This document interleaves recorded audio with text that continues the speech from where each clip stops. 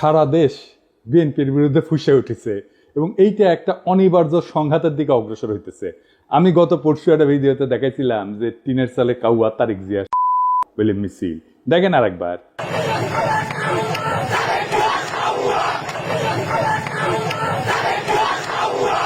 আজকে দেখেন একের পর এক মিছিল।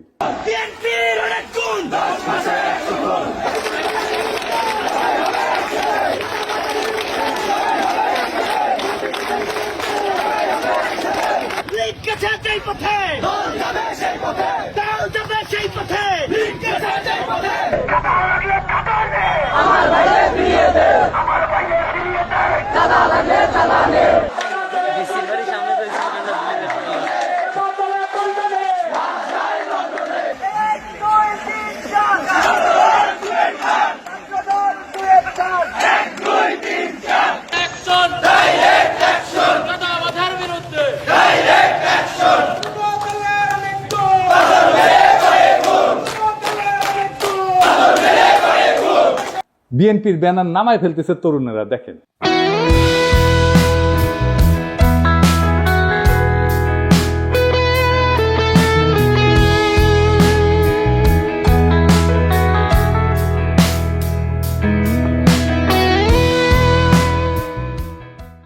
এটাই হইতেছে বিএনপির 11 মাসের অর্জন। তারেক রহমান বলছেন, অন্যায়কারী যেই হোক আমরা প্রশ্রয় দেব না। বরাবর আমরা বলেছি অন্যায়কারী আইনের দৃষ্টিতে তার বিচার হবে।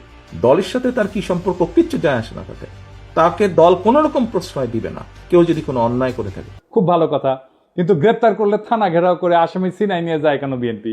এটার উত্তর তো তারেক রহমানকে দিতে হবে। একটা দুইটা না, শয়ে শয়ে এডিটর সাহেব বিএনপি থানা ঘেরাও কিওয়ার্ড দিয়ে সার্চ দেন তো, দেখেন কত জায়গায় থানা ঘেরাও করে বিএনপি আসামি ছাড়াই নিয়ে যাইতেছে। শুধু কি তাই, বিএনপি নেতারা প্রকাশ্যে বলিছে কাউকে গ্রেপ্তার করতে আমাদের অনুমতি নিতে হবে, নইলে থানা ঘেরাও। আমাদের কাছে অনুমতি নিয়ে করতে হবে। এর বাইরে যদি একটা মানুষকে গ্রেফতার করা হয় আমরা থানা ঘেরাও করব সবাই মিলে। আপনারা মব কইরা ফেনা তুলতেছেন, কিন্তু আসল মব তো আপনার দলের লোকেরা তৈরি করতেছে। শোনেন কি অবস্থা। প্রতিদিন আমাদের 30,000 টাকার মতো সে নিতেছে। আমি জেনেছি যেটা যে মালিক সমিতির কাছে তারা 5 কোটি টাকা চাঁদা চেয়েছে। এক যুবদল নেতা যাত্রাবাড়ির নাম ফাহিম, আতর্কিতভাবে কয়েকজন লোক আসলো, আয়সা গাড়ি আতুর দিয়া দামদুম পিড়াইয়া চলে গেল। বাইরে থেকে একটা ইটা মারে, গ্লাস ভাঙ্গে আমাদের শরীরে, বাল বাচ্চাদের শরীরে পড়লে অনেক উইন্ডো জায়গা, এই জন্য আমরা আতঙ্কে যাইতেছি। আমাদের ভোগান্তি হইতেছে, আমরা রোগী নিয়ে যাইতে পারতেছি না, অনেক সমস্যা। এর বিশ্বাস চাই আমরা। একটা মানুষ ফ্যামিলি দোলাই পার নেমে যেতে ওখান থেকে আবার যাত্রাবাড়ি করতে হইব, তাদের ভোগান্তি না। এই পরিস্থিতি আমাকে জানে কোনো নিরাপত্তা নাই, সেজন্য আমাকে ঢুকতে না। আবার কয় গাড়ি লিয়ে আসলে 5,000 টাকা জরিমানা দিয়ে এবার গাড়ি নিবি, এই ডরে আমরা গাড়ি যাত্রাবাড়ি যাই না, আমরা দোলাই পাত ঘুরে আসবি। দুই রকম কথা বললে তো হবে না। আপনারা তো আইন শৃঙ্খলা পরিস্থিতির অবনতি ঘটাইতেছেন, আপনার দলের লোকজনই ঘটাইতেছে। আপনারাই বলেন মব, আর এটা কি থানা ঘেরাও? এটা মব না। আপনার দলের নিজেদের ভিতরে মারামারিতে গত 6 মাসে 43 জন মারা গেছে। নিজের দলের ভেতরে মারামারি থামাইতে পারেন না, প্রফেসর ইউনূসকে দোষ দেন। আবার দেখেন বিএনপি অফিসে কে বা কারা ককটেল মারছে, এটা অতি জঘন্য কাজ হয়েছে, কিন্তু এর রিয়াকশন দেখেন।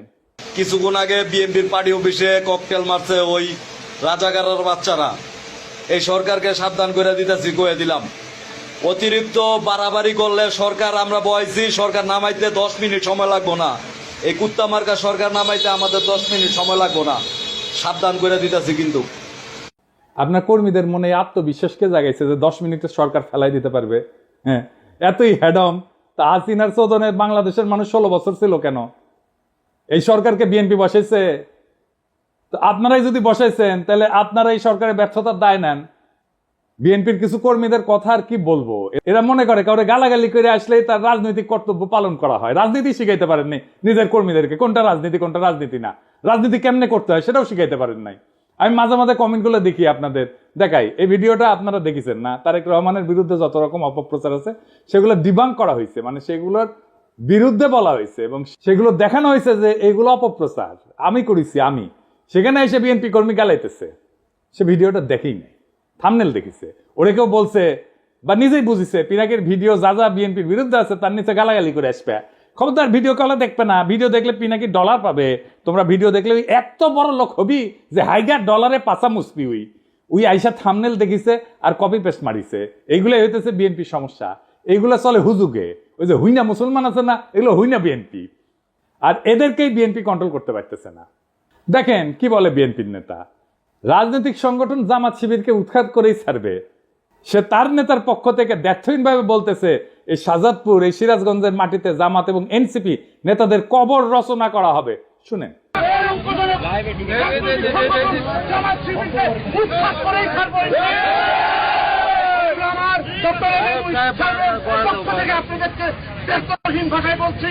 এই শাহজাদপুর, এই সিরাজগঞ্জ, বাংলার মাটিতে জামাত এবং এনসিপি নেতাদেরকে কবর রচনা করা হবে। এর নাম হইতেছে আমির হোসেন সবুজ, সাংগঠনিক সম্পাদক শাহজাদপুর উপজেলা বিএনপি। আবার দেখেন তারেক জিয়াকে নিয়ে সন্তান বন্ধ কথা বলছে, তাই ছাত্রদল নেতা সদল বদলে যায় বয় বৃদ্ধ পিতাকে শাসাইতেছে। সকাল 10টা পর্যন্ত সময় বেঁধে দিচ্ছে। এর মধ্যে ক্ষমা না চাইলে যে জায়গায় পাই আমরা বিচার করব বলে হুমকি দিচ্ছে। শুনেন,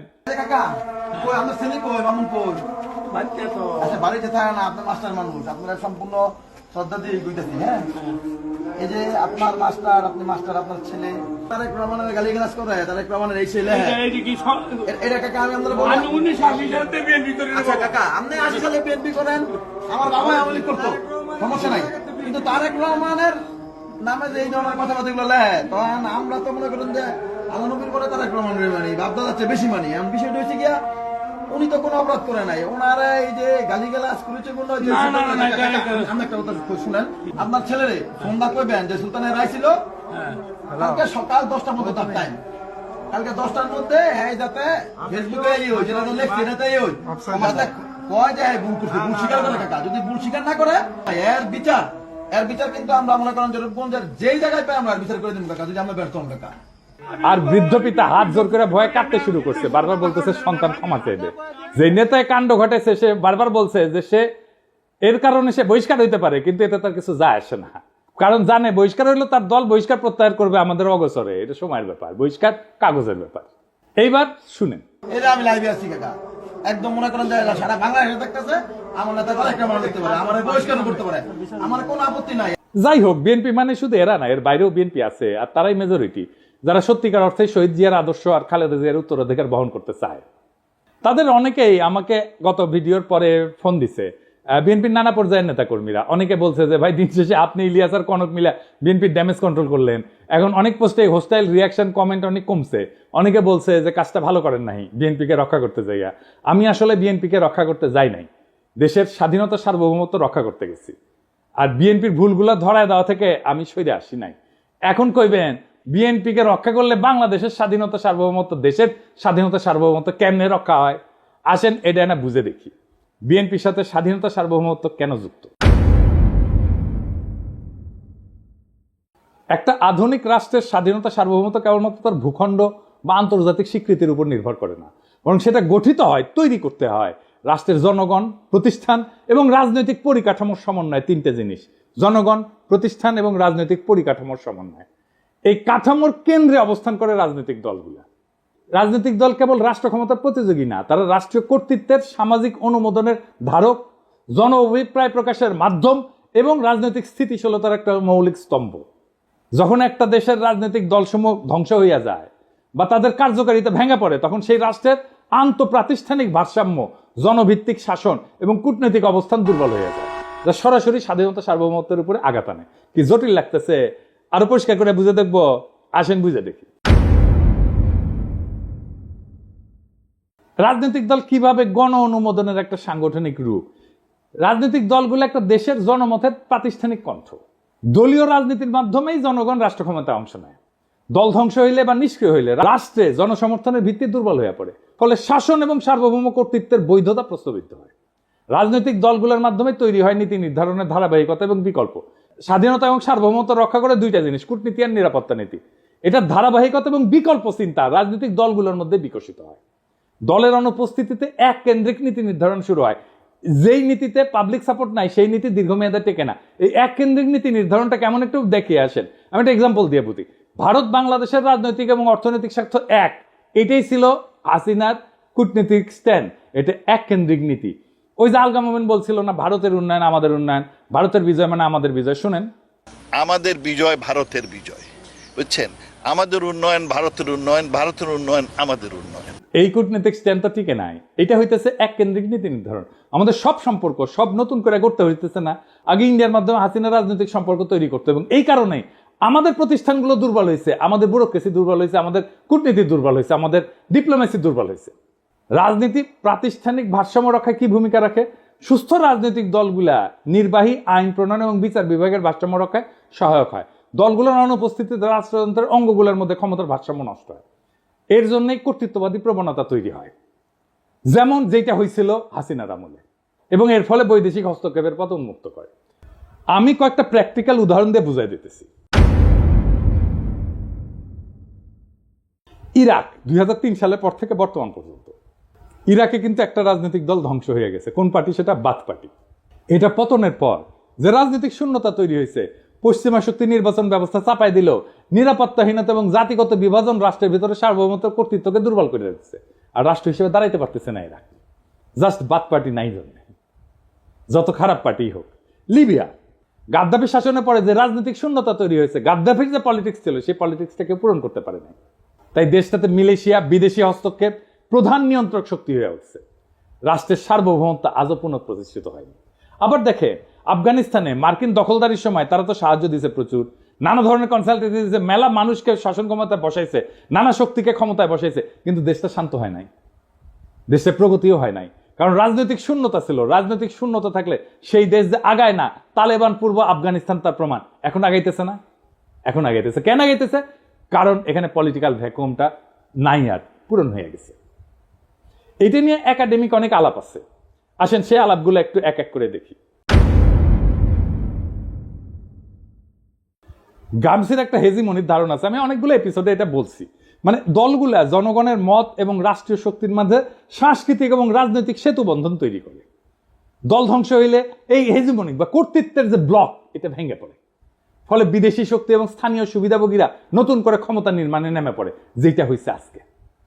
হান্না আরেন্ডের পাওয়ার ভার্সেস ভায়োলেন্স বলে একটা তত্ত্ব আছে। ওখানে উনি বলছেন যে রাজনৈতিক দলের অনুপস্থিতিতে রাষ্ট্র জন্ম নেয় সহিংসতা নির্ভর প্রশাসনিক ব্যবস্থা, যার উপরে জনগণের কোনো কর্তৃত্ব থাকে না। এতে সার্বভৌমত্ব কেবল প্রতীকী থাকে, কার্যকর থাকে না। আর একজন দার্শনিক আছে ম্যাক্স ভেবার, এটা ওয়েবার বলে অনেকে, এটা উচ্চারণ আসলে ভেবার। তার একটা লেজিটিমেসি এবং অথরিটি বা কর্তৃত্বের বৈধতার তত্ত্ব আছে। উনি বলছিলেন যে একটা রাষ্ট্র কেন চলতে পারে, কেন মানুষ শাসকের কথা মেনে চলে, সেটা বোঝার জন্য আমাদের দেখতে হবে কর্তৃত্বের বৈধতা কোথায় থেকে আসে। উনি বলছেন যে 3 ধরনের শাসন থেকে কর্তৃত্বের বৈধতা আসে। একটা হচ্ছে ন্যাশনাল লিগ্যাল অথরিটি, বৈধ বা আইন ভিত্তিক কর্তৃত্ব, মানে যখন শাসকেরা নিয়ম করে নির্বাচিত হয়, সংবিধান আইন প্রতিষ্ঠা করে, প্রণয়ন করে, প্রতিষ্ঠানের মাধ্যমে রাষ্ট্র চলে। এই রাজনৈতিক দলগুলো এই ধরনের কর্তৃত্বের মূল মাধ্যম, কারণ দল নিয়ে নিয়ম মেনে প্রতিযোগিতা করে ক্ষমতায় আসা যায়। 2 নম্বর হইতেছে ক্যারিসমেটিক অথরিটি বা ব্যক্তিগত আকর্ষণে চালিত শাসন। কেউ হয়তো অত্যন্ত জনপ্রিয়, আবেগী বক্তা বা যুদ্ধনেতা, তাকে মানুষ অনুসরণ করে, তিনি নিয়ম বা আইনের চেয়েও ব্যক্তিত্ব দিয়ে রাষ্ট্র চালান।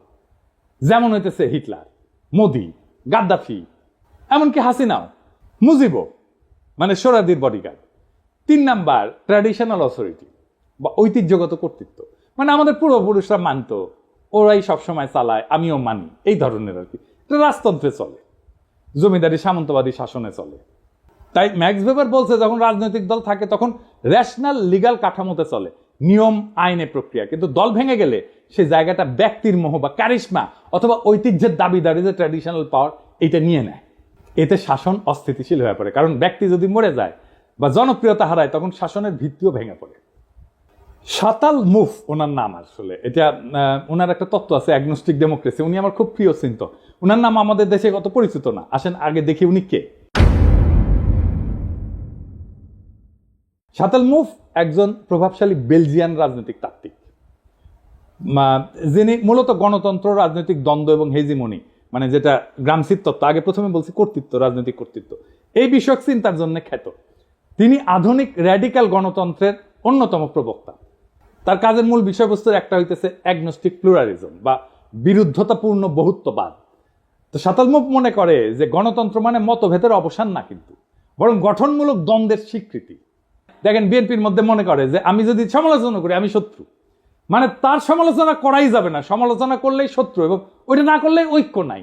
এই গণতন্ত্রই বোঝে না, ডেমোক্রেসির আধুনিক ধারণাগুলো এদের মাথার মধ্যে নাই একেবারে। রাজনীতি মানে ঐক্য না, বিরোধ রাজনীতি। আমরা একে অপরকে শত্রু হিসেবে না দেখে বিরোধী বা অ্যাডভার্সারি হিসেবে মানলে গণতন্ত্র টিকে থাকে। ওনার একটা ধারণা আছে লেফট পপুলিজম বলে, তিনি যুক্তি দেন যে ডানপন্থী পপুলিজমের মোকাবেলায় বাম ঘেঁষা পপুলিজমের দরকার আছে, যেখানে জনগণের আবেগ, পরিচয় এবং প্রতিবাদ সংগঠিত হবে প্রগতিশীল রাজনৈতিক লক্ষ্য নিয়ে।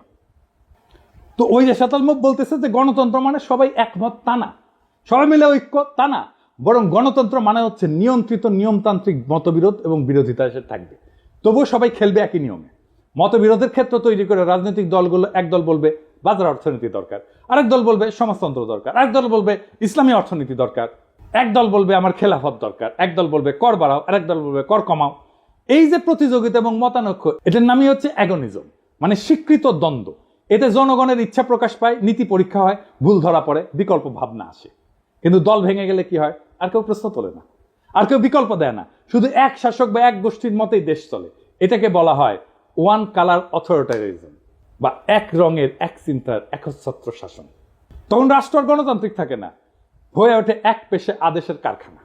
তাই রাজনৈতিক দল ধ্বংস হওয়া মানে কেবল একটা সংস্থা বিলুপ্ত হওয়া না, এটা রাষ্ট্রের গণতান্ত্রিক কাঠামোর অন্তঃসার শূন্য হয়ে যাওয়া, জনগণের প্রতিনিধির কণ্ঠ নিঃশেষ হয়ে যাওয়া এবং রাষ্ট্রীয় পরিসরে শূন্যতার সৃষ্টি হওয়া, যা বিদেশি শক্তি স্থানীয় শোষক শ্রেণীর হাতে রাষ্ট্রীয় নিয়ন্ত্রণের রাস্তা উন্মুক্ত করে দেয়। তাই স্বাধীনতা, সার্বভৌমত্ব রক্ষায় রাজনৈতিক দলের বহুত্ব, কার্যকারিতা এবং গণভিত্তি অপরিহার্য।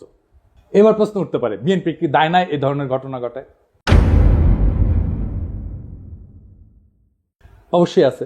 বিএনপি বলতেছে তার দলের এই বেপরোয়া লোকদের ঠেকানোর জন্য রাষ্ট্র ক্ষমতায় যাওয়া দরকার। অদ্ভুত কথা, এই তত্ত্ব দিতেছে বিএনপির লোকেরা।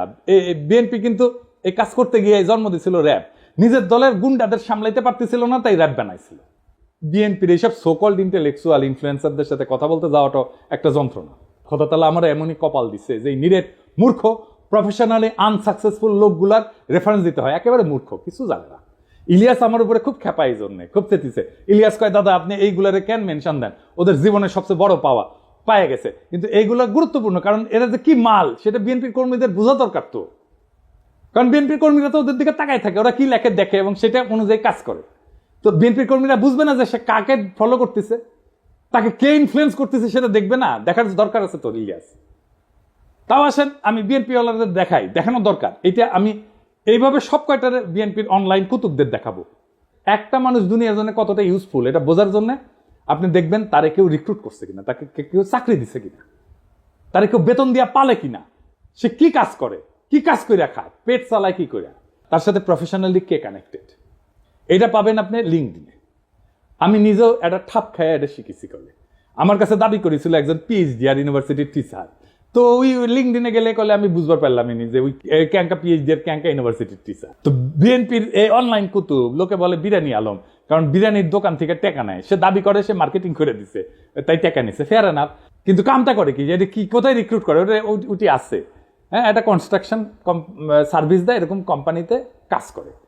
কি কনস্ট্রাকশন সার্ভিস দেয় সেটা হইতেছে সে কোম্পানির নির্মাণ সামগ্রী পরীক্ষা করে, যেমন কংক্রিট, অ্যাসফল্ট, মাটি, এগুলো গুণগত মান নিশ্চিত করে। আর কি, এই অগ্রগতি পর্যালোচনা করে, প্রজেক্টের অগ্রগতি পর্যালোচনা করে, নির্মাণের বিভিন্ন পর্যায়ের নিরাপত্তার দিক, যেমন কোড ফলো করতেছে কিনা, এগুলো খুঁটিনাটি পরীক্ষা করে দেখে। তো এই কোম্পানির ব্র্যান্ড মার্কেটিং কনসালটেন্ট নিজেই দাবি করেছে যে ওই ব্র্যান্ড মার্কেটিং কি বুঝে, বানান করতে পারবে, ঢাকা ইউনিভার্সিটির সাংবাদিকতায় পরে মার্কেটিং শিখে গেছে, বাবা বড় তালে বড় এসে গেছে। আচ্ছা কাজ করে কি, ওই লিখিছে ও ফটো তুলে ভিডিও বানায়, উরে বাবা কোম্পানির প্রোগ্রামে, এটা হইতেছে ওর কাজ। কোম্পানির ওয়েবসাইট তৈরি করেছে, লোক পাই নাই, ওরা দিয়ে তৈরি করাইছে। কোম্পানির আইটি সাপোর্ট দেয়, অ্যাডমিন সাপোর্ট দেয়, জিমেল সুইট দেয়া মেল ম্যানেজমেন্ট করে। এর মধ্যে ব্র্যান্ড মার্কেটিং কোনটা বলেন তো? আপনারা তো মার্কেটিং এ অনেকে পড়াশোনা করেছেন, বলেন তো কোনটা? আচ্ছা, সবচেয়ে বড় কাজ যেটা করে সেটাই কিন্তু কই নাই, গুগল ড্রাইভে কোম্পানির গুরুত্বপূর্ণ ফাইল আপ করে। আজকের তরুণ ওরে আপনি বস মানবেন? আমার ভিডিও তো অনেক মার্কেটিং ডিরেক্টর, সিইও, কোম্পানির মালিক দেখেন, আপনি ওরা রিক্রুট করবেন মার্কেটিং এ, জুনিয়র পজিশনে রিক্রুট করবেন না তো। আমার জীবনে একটাই বিষয় ছিল, হ্যাজাকের ল্যান্টার্ন কেমনে জ্বলে, কারণ পুরা যায় তো, তারপরে কেমনে জ্বলে। এই বিরানি আলমরা দেখার পরে আমার বিষয়, বিরানি আলমরা কে বেতন দেয় এই কাম করার জন্য? এই লোক বিএনপির অনলাইন কুতুব। Online influencer. এর বিএনপি কর্মীরা দেখে, তারপর যা বলে উগড়ায় দেয় নানা জায়গায়। তো এই বিএনপি গাড্ডায় পড়বে না, তো পাশে বাড়ি মোকলেস পড়বে। বিএনপি মনে করেছে যে সবকিছু আগের মতো থাকবে, শুধু যায় রাষ্ট্র ক্ষমতায় বসবে তারা ধপাস করিয়া, ক্ষমতায় বসে রাষ্ট্রযন্ত্র দিয়ে গুন্ডামি থামাবে, আর সবকিছু ঠিক থাকবে, পুরা ফ্যাসিস্ট কাঠামো ঠিক থাকবে, শুধু ক্ষমতায় থাকা লোকগুলা বদলাবে। তাইলে তো তাকে আওয়ামী লীগ হয়ে দেশ চালাইতে হবে। পুরা রাষ্ট্র কেমনে চলবে এটা তো হাসিনার ইন্ডিয়া বসে ঠিক করেছে, সেভাবে বানাইছে সবকিছু। সেটা ঠিক রেখা বিএনপি তার মতো দেশ চালাইতে পারবে না? পারবে না। বিএনপিকে এই রাষ্ট্রকে র্যাডিক্যালি বদলানোর চিন্তা করতে হবে। এই বিএনপির 31 দফা অতি দুর্বল রাজনৈতিক কর্মসূচি। আমি শুধু কয়েকটা দেখাইছি, পুরাটা ইচ্ছা করে মায়া করে দেখাই নাই। উচ্চ কক্ষ নিয়ে দেখাইছি না? এত দুর্বল, আপনাদের চিন্তাই ঠিক নাই। আপনাদের রাষ্ট্র নিয়ে সিরিয়াস কোনো চিন্তা নাই। আপনারা ক্রিটিসিজম ইন্টেলেকচুয়ালি ডিফেন্ড করতে পারেন না। গালাগালিতে নামায় দেন কর্মীদেরকে। আমি বলতেছি পারবেন না এইভাবে। এইভাবে পারলে হাসিনাই ক্ষমতায় থাকতো। হাসিনার একটা বিশাল ইন্টেলেকচুয়াল বাহিনী ছিল, ইন্ডিয়ান ইন্টেলিজেন্সিয়ার ফুল সাপোর্ট ছিল। আপনার কিছু নাই, বাস্তবিকই কিছু নাই। দেখাই দিলাম হাতে নাতে।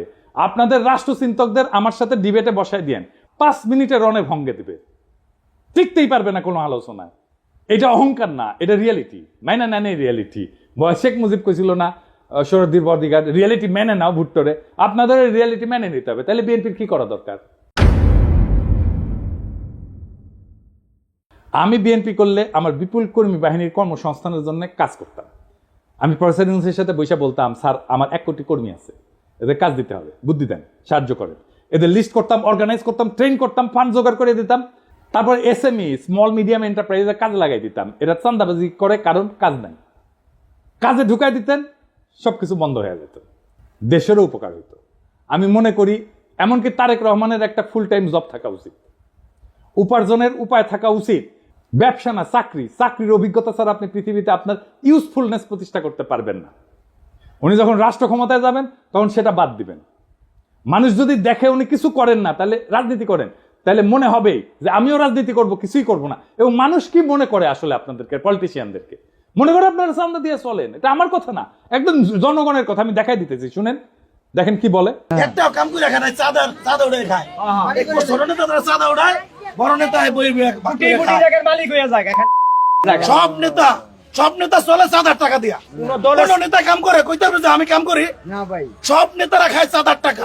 7,000 টাকা খাইয়া সব নেতার সংসার চলে। আর বাচ্চা কাছে পড়ালেখা করে 7,000 টাকা দিয়া। ওরা সংসারে যে মার্কেট করে, টাকা পয়সা দিয়ে মার্কেট করে, যে পানিটা কিনে খায় 7,000 টাকা দিয়া। 7,000 টাকা ছাড়া সংসার চলে না। ওরা চিকিৎসা করতে চায় বাইরে বিদেশে চিকিৎসা করতে চায় 7,000 টাকা দিয়া। আপনি খোঁজ নিয়ে দেখেন, যত বড় নেতা হোক এই 7,000 টাকা খাইয়া নেতামি করে। প্রত্যেকটা নেতা 7,000 টাকা খায়, প্রত্যেকটা কর্মী 7,000 টাকা খায়। কোন দলে সাদাবাজ থাকবো না বাংলাদেশে। 7,000 টাকা খাইয়া এরা রাজনীতি করে। এখন চাঁদা বন্ধ হইলে রাজনীতি কেউ করবে না। চাঁদা বন্ধ হয়ে গেলে রাজনীতি কেউ করবে না। যে ধান্দা নাই, না রাজনীতি করবো কেন? কাম করে খাই। চাঁদাবাজি আছে জড়িত, আপনি খোঁজ নিয়ে দেখেন ভালো মতন। দেখেছেন, রেসপেক্ট করে না তো পলিটিশিয়ানদেরকে। কেন করে না? কারণ আপনাদের মনে করে আপনারা চান্দা দিয়ে চলেন। বিএনপি এখন একটা সন্ধিক্ষণে দাঁড়ায় আছে।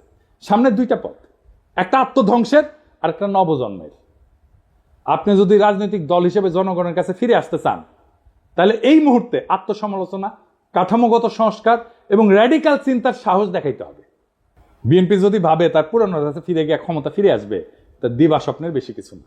এদেশের জনগণ নতুন কিছু চায়, নতুন রাজনৈতিক কল্পনা, নতুন নৈতিক নেতৃত্ব, নতুন র্যাডিক্যাল চিন্তা। যারাই নতুন চিন্তাকে ধারণ করবে তারাই ভবিষ্যতের নেতৃত্ব দেবে। একজন প্রকৃত রাজনৈতিক নেতা শুধু বক্তৃতা দেন না, কর্মীদের কাজ দেন। শুধু ভীষণ দেন না, সেই ভীষণ বাস্তবায়নের গাইডলাইনও দেন। যদি আপনার দলের কর্মীরা আজকে হুজুগে চান্দাবাজে পরিণত হয়ে থাকে, তাহলে তার দায় নেতৃত্বকেই নিতে হবে। তারেক রহমানের উচিত এখনই জব হোল্ডারদের মতো আচরণ শুরু করা। তাকে একজন ওয়ার্কিং স্টেটসম্যান হতে হবে, শুধু প্রবাসী ভবিষ্যৎ প্রধানমন্ত্রী না। বিএনপির সামনে এখন 3টা বড় কাজ: নিজের কর্মী বাহিনীকে প্রশিক্ষণ দিয়ে উৎপাদনমুখী কাজে লাগানো, র্যাডিক্যাল স্টেট রিফর্ম পরিকল্পনা নিয়ে জনগণের সামনে হাজির হওয়া, আর 3 নাম্বার দলে থাকা ডিজিএফআই চাঁদা খাওয়া, রয়ের টাকা খাওয়া, নব্য দালাল, বেকার, অনলাইন কুতুবদের চিন্তাহীন দৌরাত্ম থামানো। এই রাজনৈতিক বিশৃঙ্খলা, ছিন্নমূল নেতৃত্ব আর চিন্তাহীন কর্মী নিয়ে রাজনীতির পরিণতি একটাই, নতুন করে একনায়কতন্ত্র আর গভীর বৈদেশিক হস্তক্ষেপ। বর্ষা বিপ্লবের চেতনাকে গণতান্ত্রিক কাঠামো থেকে তাড়াই দেয় এক ব্যক্তির ভাবমূর্তি কেন্দ্রিক প্রজেক্টে পরিণত করা। আপনারা যদি সত্যি শহীদ জিয়ার উত্তরাধিকার হন, তাহলে শহীদ জিয়ার মতো করে রাষ্ট্র গঠনের স্বপ্ন দেখে মাটি কামড়ায় জনতার ভরসা অর্জনের রাজনীতি করে, না হলে ইতিহাসের ডাস্টবিনে আপনাদের জায়গা হবে। এই সময়টা তারা যারা সাহস করে সত্য বলছে, তারা বিএনপির শত্রু না। এই হুঁশিয়ারি শোনা না হলে সামনের দিনগুলোতে আপনাদের পতনই কেবল অনিবার্য না, তা হয়ে উঠবে ইতিহাসের এক করুণ ট্র্যাজেডি। সময় আছে, বদলান, নয়তো ইতিহাস বদলায় দেবে আপনাদেরকে। ইনকিলাব জিন্দাবাদ, গণতন্ত্র জিন্দাবাদ, রাষ্ট্র রূপান্তরের রাজনীতি জিন্দাবাদ।